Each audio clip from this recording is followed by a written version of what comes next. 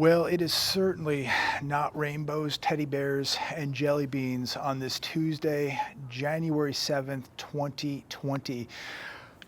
We are now witnessing retaliation as at least 9 missiles have struck an American base north of Baghdad. No reports yet if there are injuries or deaths, but things are certainly heating up. Gold just hit $1,590, silver breaking $18.50. Chevron pulls U.S. workers out of Iraq. More signs that things are coming. They're telling Westerners to get out of Dubai. The Middle East is heating up, and more retaliation is probably coming. And I pray to God that we are not heading into World War III here. We must remember that China, Russia are friends of Iran. We must remember that there are cells placed here in the United States of America. Dow futures right now, as I currently look at them, are down 200 points. And, you know, these people who told you and I not to buy gold or silver, they said buy gold when it hits $800, buy silver when it hits $8. These were the dumbed down masses who thought that there would be no uncertainty, that there would be no chaos, that everything would just be on cruise control, that all this money printing, all this quantitative easing, everything happening in the repo market, all this manipulation, and of course, everything happening in the Middle East would never play out, that gold and silver would never start moving up. And if you do not have it right now, my advice would be don't worry about the price. You need to get it right now. Now, hopefully things are going to calm down. Hopefully they are going to settle down. But this is another reminder how quickly things can happen. Something erupts in the Middle East, something erupts here in the US, something erupts in these financial markets.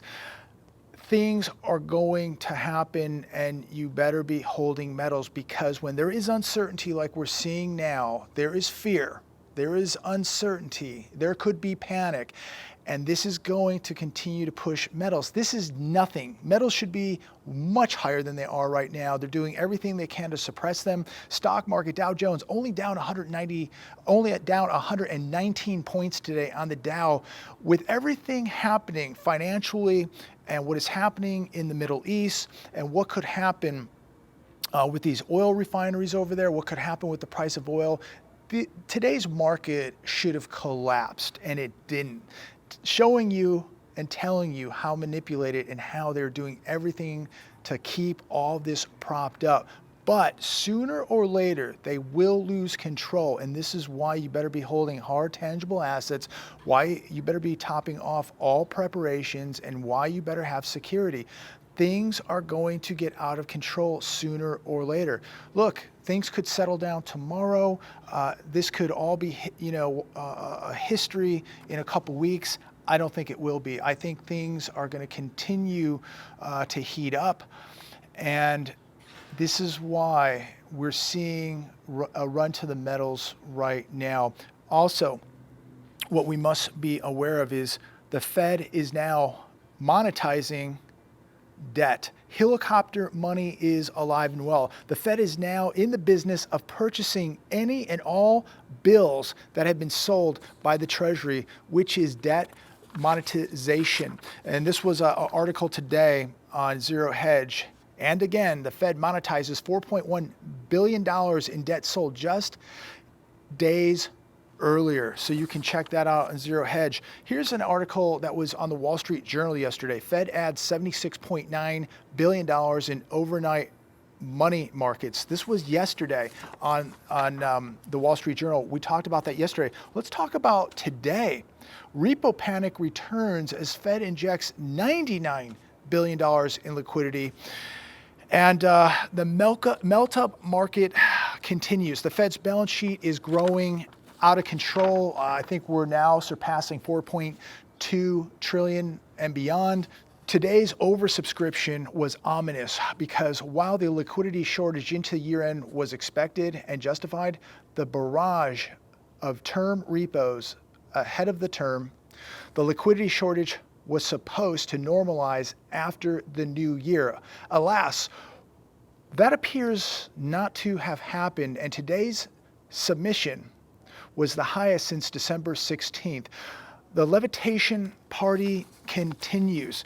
Are you really taking a close look at what's happening here? Again, to those people who thought gold was going to 800 and silver was going to $8, to the people out there that think that nothing is going to happen to the United States of America, that these are not realities, that there's no possibility that we could have a financial collapse in America. You are witnessing the collapse taking place right now.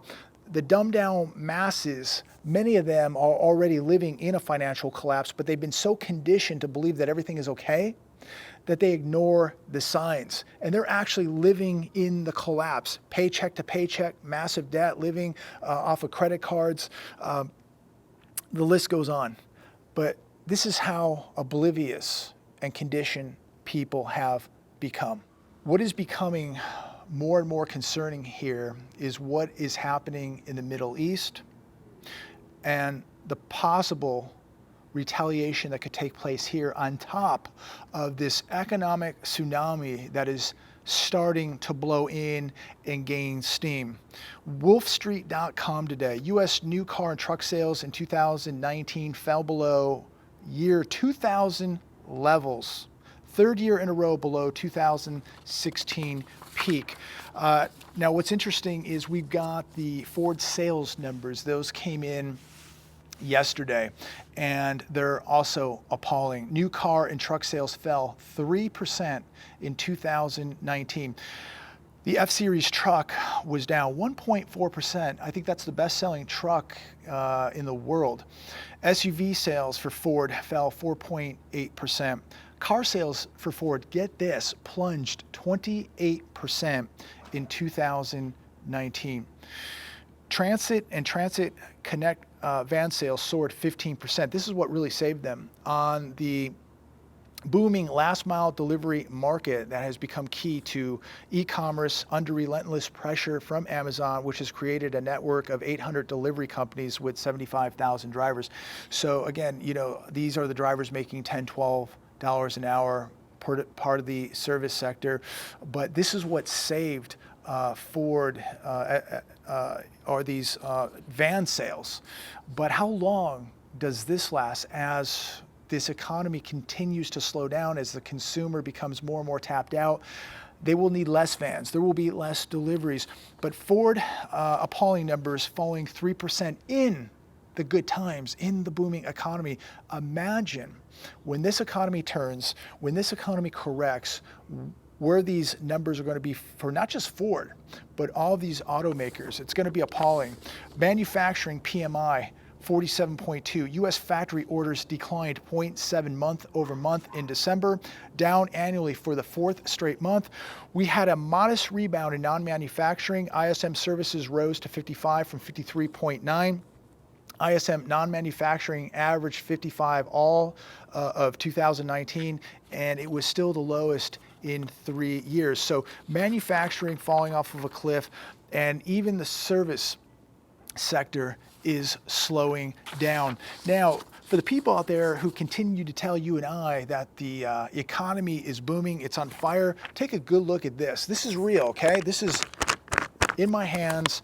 This came out, I believe it was last night. Chicago Sun-Times, Pier 1 imports to close up to Pier 1 imports to close up to 450 stores, nearly half of its locations. They have 942 stores total, and this was announced yesterday, Monday. Retail performance deteriorating significantly in this country, and this is why Pier 1 Imports will be closing 450 stores. The news continues to get even worse. I mean, this is really sad to see. I love this country, and this really breaks my heart to see what is happening to our retail sector.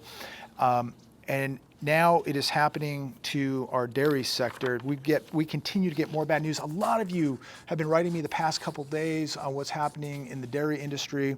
Borden Dairy filed for Chapter 11 bankruptcy on Monday amid rising milk prices and an unsustainable debt. See, debt is a killer. And that is what's going to bring the U.S. economy to its knees. It's going to be debt. Borden was founded in 1857, just an iconic American company, one of the oldest and largest dairy producers and the second major dairy company to fold in just months. Dean Foods, the nation's largest milk producer, filed for Chapter 11 in November. The filing noted its debt load and pension obligations were a significant factor that made operations unsustainable. This is another warning, okay? These pensions are heading for a massive crisis. And as these companies start biting the dust, what do you think is going to happen to the pension system here in America? Many of these pensions are not going to exist 10 years down the road. The majority of U.S. pensions are unfunded, and they're becoming more and more unfunded as time goes on, and they are being robbed, okay? These pensions in the United States of America continue to be robbed. So don't be dependent on your pension. It may not be there for you. 50% of it might be there for you. 25% of it may be there for you. And quite possibly, none of it will be there for you. So make sure that you are taking the precautions that your pension may not exist down the road. Don't rely on having a pension. Make sure you are preparing. This is another article on Gateway, and witnessing these massive fires taking place in Australia. It's just heart-wrenching.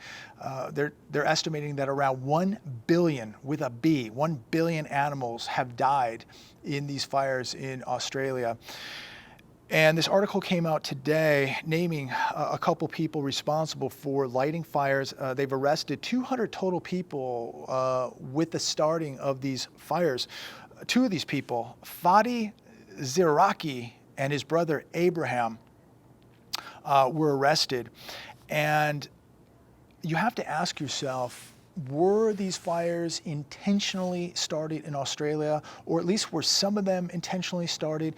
And what is the background of these people who have been arrested and were responsible for starting these fires? But right now, 200 people have been arrested, and these two cats, Fadi Zirake and his brother Abraham, are two people right now that they have, and I'll leave it at this. They have very questionable backgrounds. So there may be a little bit more to this than meets the eye. And living here in California, where we've had numerous fires, especially up north, we're very susceptible to fires. And we talk about this retaliation that is going around right now from Iran, and how easy it is to just light a state like California on fire. And the amount of resources it drains from this state, and the amount of money. Just imagine if you have mass fires going on and then other types of retaliation going on. We would be in very, very big trouble here on the West Coast, no doubt.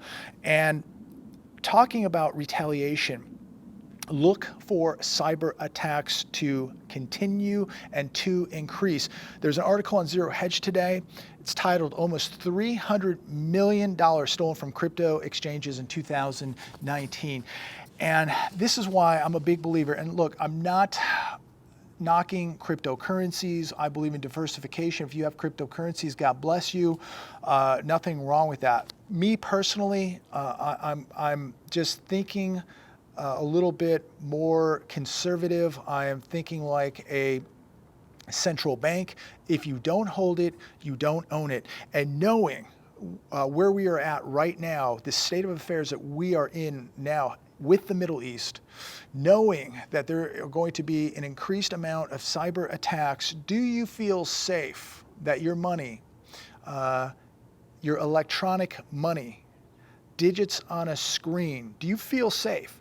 Or do you feel safer knowing that you hold it, that you have easy accessibility to your money, to your gold, to your silver, to your cash? Again, not knocking cryptos, okay? But $300 million stolen through these exchanges in 2019, and now things are escalating in the Middle East. So, do we see more of this happening, more of these exchanges being hacked and people being robbed? Again, I think more like a central bank. If you don't hold it, you don't own it. I want easy accessibility. I want to know where it's at. I want to be able to hold it, touch it, and get to it when I need to. So I'm going to wrap it up right here today, but I want to leave you with this. 2020 has just begun, the first week of 2020. And I don't know about you, but you can just feel that there are some big events coming to the world, and many events coming to the United States of America. But so far, we're seeing massive fires in Australia, and to the people in Australia, and I know that there are some people that watch this show in Australia, our hearts go out to you. I'm praying for you, and I know that there are lots of people here in America praying for your safety and praying that these fires get contained, and that you start the rebuilding process. It's just horrific what's taking place.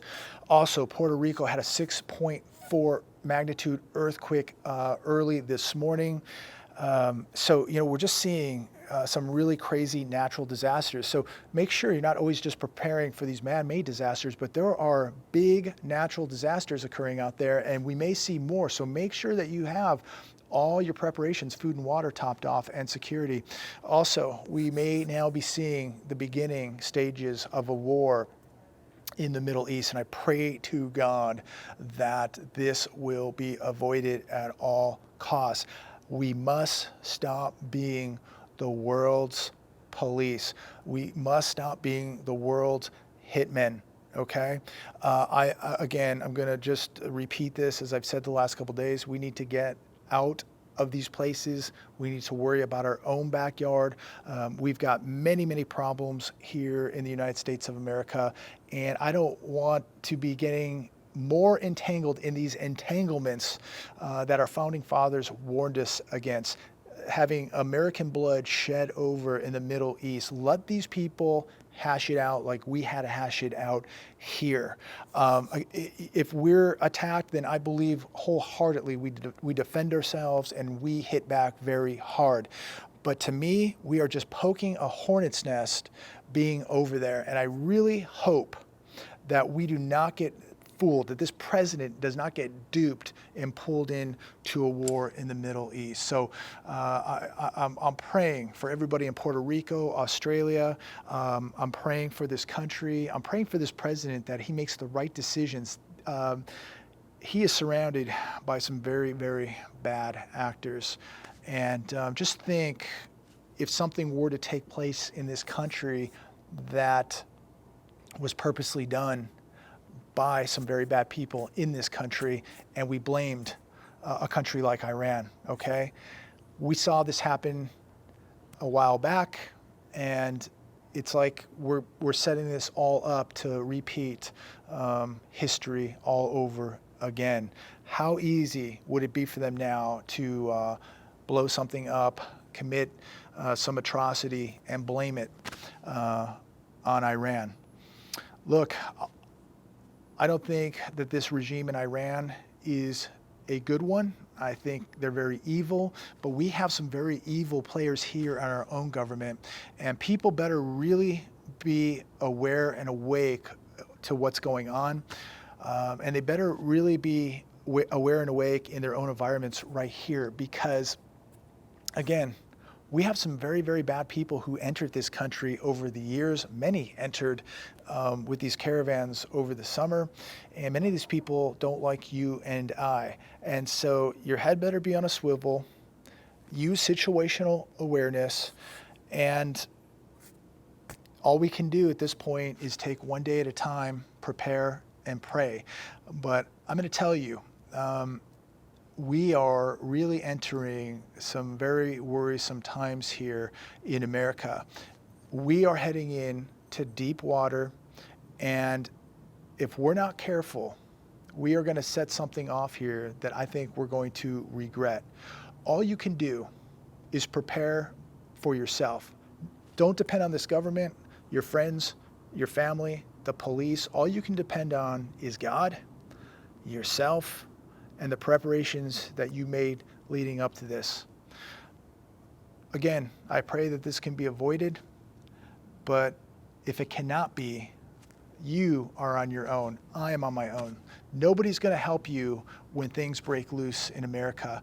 The resources aren't going to be there. The police are going to be worrying about their own families. The government, they can't even tie their own shoes. So again, if you have not started to prepare, you need to start today. God bless America. God bless every one of you. Make sure that you share this video with everyone you know. Share this video all over your social media. And make sure that you are walking close to God.